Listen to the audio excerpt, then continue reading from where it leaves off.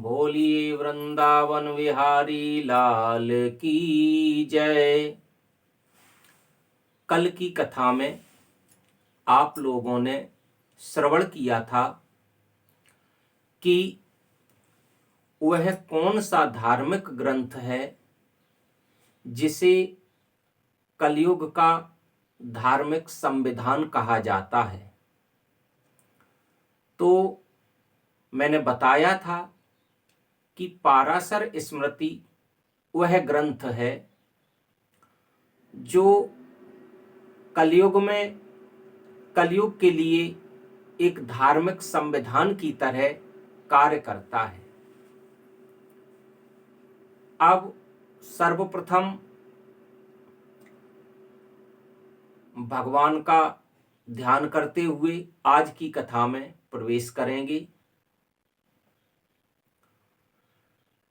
नमस्ते ब्रह्मरूपाय विष्णुरूपाय ते नमः। नमस्ते रुद्ररूपाय करिरूपाय ते नमः।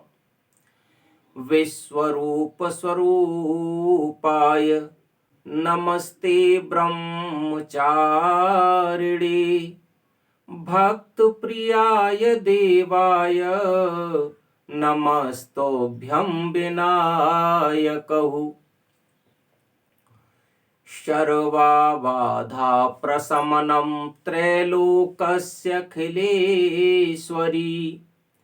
एवमेव त्वया कार्यम् अस्मद्वैरिविनाशिनम्। जयन्ती मंगला काली भद्रकाली कपालिनी। दुर्गा क्षमा शिवा धात्री स्वाहा स्वधा नमोस्तुते। ध्याये नित्यं महेशं रजतगिरिनिभं चारुचन्द्रावतंसम्। रत्नाकल्पोज्ज्वलांग परशुमृगवराभीतिहस्तं प्रसन्नं। पद्मासीनं समन्तात् स्तुतं मर्गणैर्व्याघ्रं कृत्तिं वसानं। विश्वाद्यं विश्वबीजं निखिलभयहरं पंचवक्त्रं त्रिनेत्रम्। कृष्णाय वासुदेवाय हरये परमात्मने प्रणतक्लेशनाशाय गोविन्दाय नमो नमः। मनोजवं मारुततुल्यवेगं जितेन्द्रियं बुद्धिमतां वरिष्ठं। वातात्मजं वानरयूथमुख्यं श्रीरामदूतं शरणं प्रपद्ये। भगवान भोलेनाथ के चरणों में कोटि कोटि साष्टांग प्रणाम करके, भगवान गणेश के चरणों में नमन करते हुए, हनुमान जी महाराज के चरणों में वंदन अभिनंदन करते हुए आज की कथा सत्र में प्रवेश करेंगे। आज की कथा सत्र का मुख्य विषय यह रहेगा कि हमारी माताएं बहनें साष्टांग प्रणाम क्यों नहीं करती हैं, अर्थात महिलाओं को साष्टांग प्रणाम करना क्यों वर्जित है।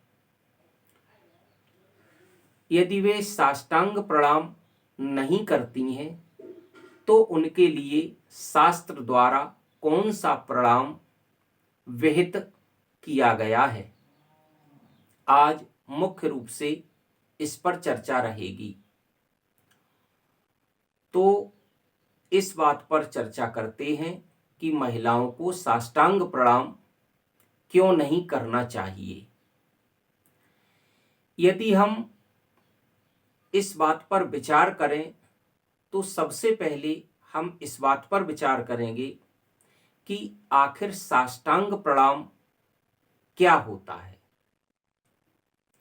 तो इसके लिए हमारे धर्म ग्रंथ आनिक सूत्रावली में यह स्पष्ट किया गया है कि साष्टांग प्रणाम क्या होता है। हमारा एक धर्म ग्रंथ है आनिक सूत्रावली, जिसमें इस बात पर प्रकाश डाला गया है कि साष्टांग प्रणाम क्या होता है, जैसा कि इसके शब्द से ही परिलक्षित होता है।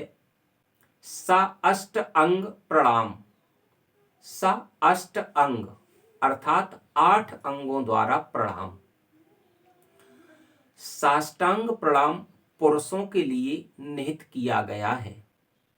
हमारे धर्मशास्त्रों ने यह मर्यादा स्थापित की है कि साष्टांग प्रणाम अर्थात जो 8 अंगों द्वारा प्रणाम किया जाता है भगवान को, तो पुरुषों के लिए साष्टांग प्रणाम निहित किया गया है, जबकि माताओं के लिए साष्टांग प्रणाम वर्जित किया गया है। साष्टांग प्रणाम का अर्थ होता है 8 अंगों द्वारा प्रणाम, अर्थात यदि कोई व्यक्ति बिल्कुल भूमि पर दंडवत सीधा लेट जाता है अपने वक्षस्थल के बल पर, अर्थात छाती के बल, यदि कोई पुरुष भूमि पर सीधा शयन कर जाए अर्थात सीधा लेट जाए, तो उसके शरीर के 8 अंग भूमि को स्पर्श करते हैं और इस प्रकार लेटने के बाद अपने हाथों को जोड़कर वह भगवान को यदि प्रणाम करे तो इस अवस्था का नाम है साष्टांग प्रणाम।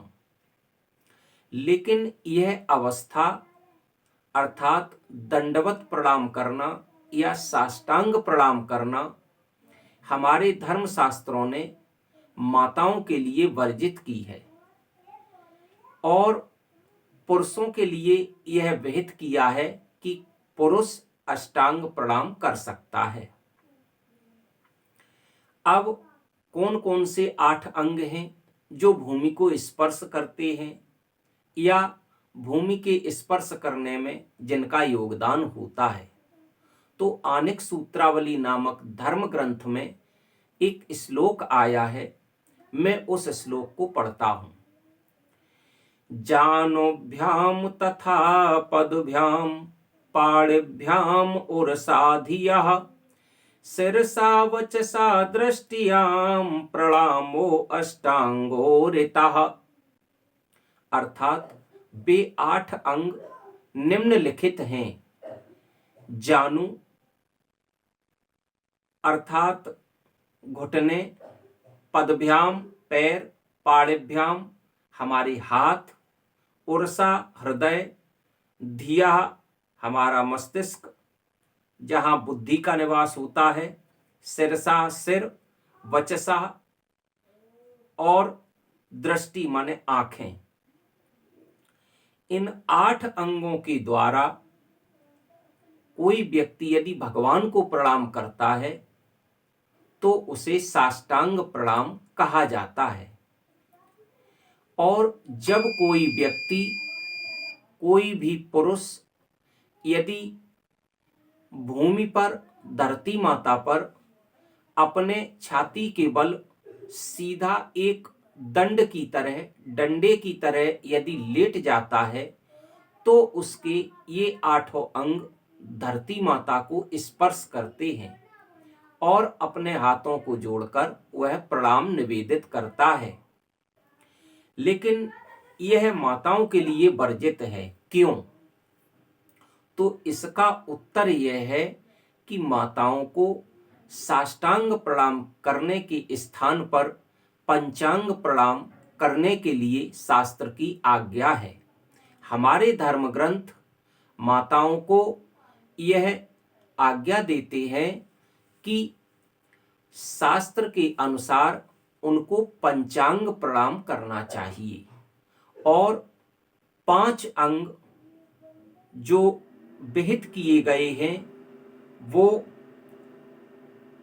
बाहु यानी कि हमारी कोहनी, मनसा, सिरसा, वचसा और दृष्टि, अर्थात हाथ, कोहनी, सिर, मनसा और दृष्टि, इनके द्वारा किसी भी स्त्री को, महिला को, भगवान को या किसी अन्य देवता को प्रणाम निवेदित करना चाहिए।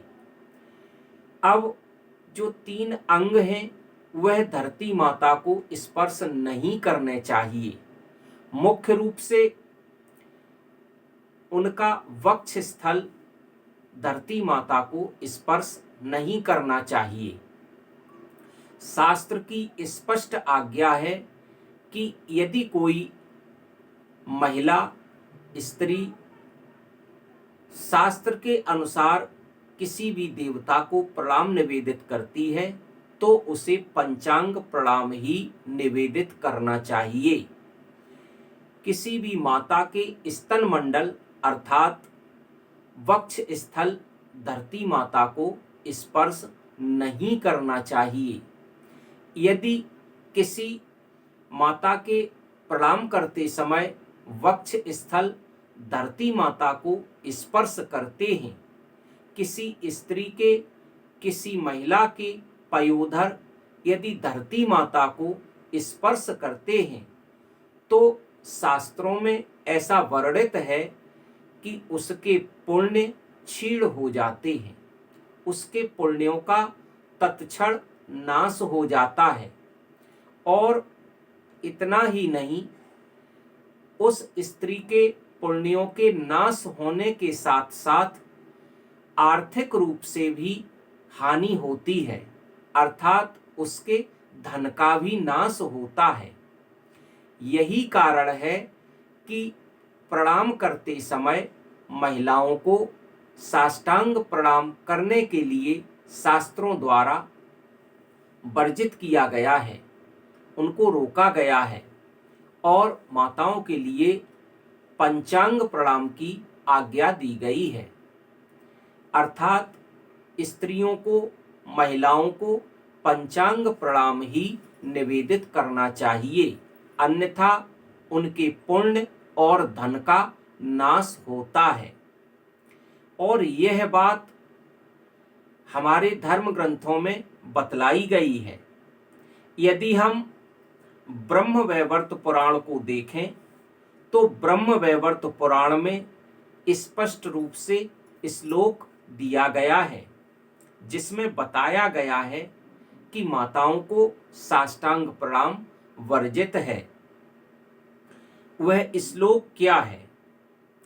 तो ब्रह्मवैवर्त पुराण कहता है, ब्राह्मणस्य गुदाभारम शालिग्राम चपोस्तकम धरा न सहते भारम स्त्री नाम कुछ मंडलम। ब्रह्मवैवर्त पुराण में यह श्लोक आया है कि धरा न सहते भारम, अर्थात जो धरती माता है वह भार सहन नहीं कर पाती है। किसका भार सहन नहीं करती? तो महिलाओं के कुछ मंडल अर्थात उनके पयोधरों का भार धरती मां सहन नहीं कर पाती है।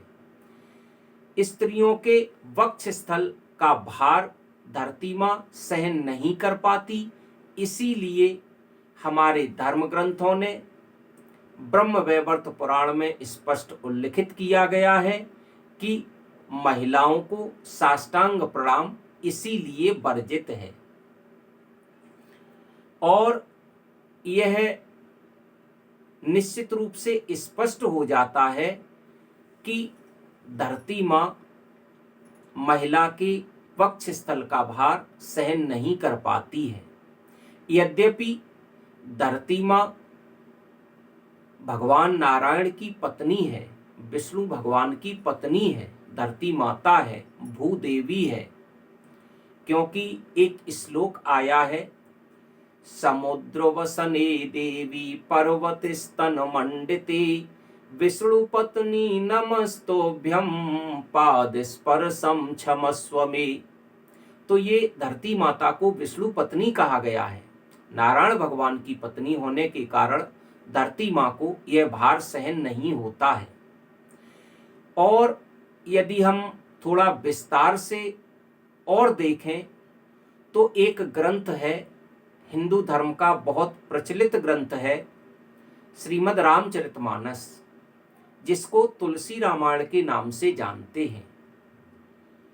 अब यदि हम गोस्वामी तुलसीदास जी की श्रीमद् रामचरितमानस को देखें तो इसमें बालकांड में ही एक चौपाई आई है जो इस बात का प्रमाण देती है, इस प्रमाण की पुष्टि करती है, इस बात की पुष्टि करती है कि स्त्रियों को साष्टांग प्रणाम जो वर्जित बताया गया है, और उसके लिए पद्म पुराण में जो श्लोक आया है जिसको अभी मैंने कहा था, तो उस श्लोक की भी वह पुष्टि करती है।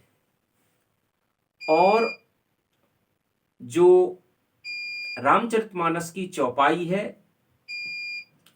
उसको मैं पढ़ता हूं तो बालकांड में यह स्पष्ट उल्लिखित किया गया है कि अतिशय देख धर्म की ग्लानि, परम सभीत धरा अकुलानी। यानी कि धरती माता व्याकुल हो जाती है और धरती मां स्वयं कह रही है, आगे की अर्धाली देखेंगे तो इस बात की पुष्टि हो जाती है। आगे की अर्धाली कहती है कि गिरे सर सिंधु भार नहीं मोही, जस की गरुआ एक पर द्रोही। धरती माता ये कहती है कि गेरी सारी सिंधु भार नहीं मोही, अर्थात गिर माने पर्वत। धरती माता पर कितने विशाल विशाल पर्वत हैं, जैसे कि सुमेरु पर्वत, मंदराचल पर्वत, विंध्याचल पर्वत। इतने बड़े पर्वतों का भार भी धरती माता सहन कर लेती है।